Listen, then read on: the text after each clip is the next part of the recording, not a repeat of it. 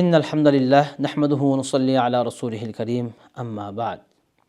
Hurmatli aziz birodarlar, oldimizda turgan ulug' kunlar va o'sha ulug' kunlarning biri Eidul Adha, Qurbon hayiti, ya'ni Qurbon hayit kuni kelyapti.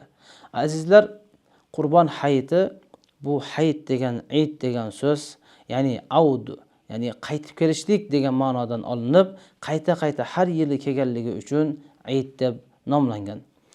Bu hayit kuni qanaqa kun? Hayit kuni yawmul bashasha. Odamlarga xursandchilikni tarqatadigan kun. Bu hayit kuni mehmondorchilik qiladigan kun.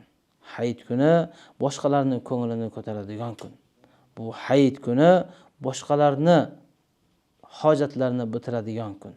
Hayit kuni hayitni azaga aylantirib yubormaylik. Hayit deganda azizlar, biz Allohning hukmi, payg'ambarning sunnati va boshqalarga yaxshilik qilishlik, shu narsalarni tushunishligimiz kerak. Hayit bu bayram, bu aza kutadigan kun emas. Hayit xafagarchiligini esga soladigan kun emas, balki xafa bo'lgan odamni xafachiligini yoyib, xafachiligini ketkizadigan kun. Bu kun azizlar o'ynab kuladigan kun.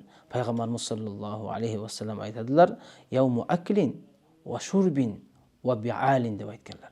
Ya'ni ichib, yeb, o'ynab kuladigan kunni biz boshqa narsaga aylantirib, o'zimizni ham va o'zgalarni ham qiynamaylik.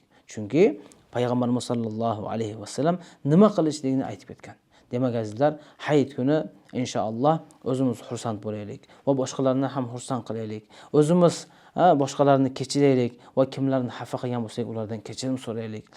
Aka ukalarimiz, opa singillarimizni ziyorat qilaylik. Payg'ambarimiz sollallohu alayhi vasallam aytadi: "Kimni umri uzun bo'lishligini xohlasa, boshqalarga silatur rahim qilsin" dedi.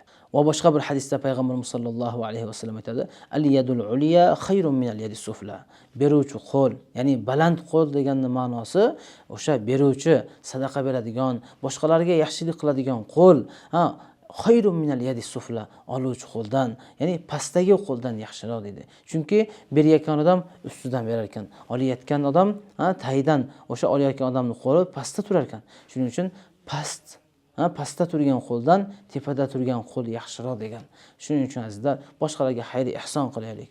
Boshqalarning ko'ngillarini ko'taraylik. Boshqalarni xafagarchiligini ketkizib va boshqalarga ham inshaalloh bir yaxshi bir muomalada boshqalarni ham xursand qilib, yaxshi amallarni qilishga harakat qilaylik. Va olimlarimizning aytgan bir so'zlari bor, shuni ham aytib o'tamiz. Laysal aidu liman labisal jadid, walakinnal aidu liman khafal wa'id.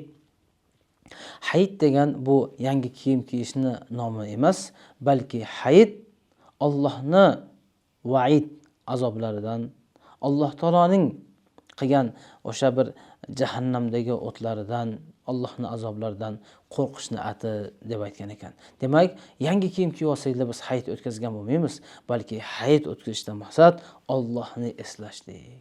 Yana bir aytib ketadigan masala azizlar, hayit kuni bayram qilamiz, aylanamiz, boqqa chiqamiz, toqqa chiqamiz, turli so'zlarni aytib o'zimiz bir ovuntirgandek bo'lamiz. Lekin azizlar, shu yerda shariat hukmi saqlanmay qoladi. Ba'zida sinfdoshlar to'planadi, yo ba'zida qarindosh urug'lar to'planadi.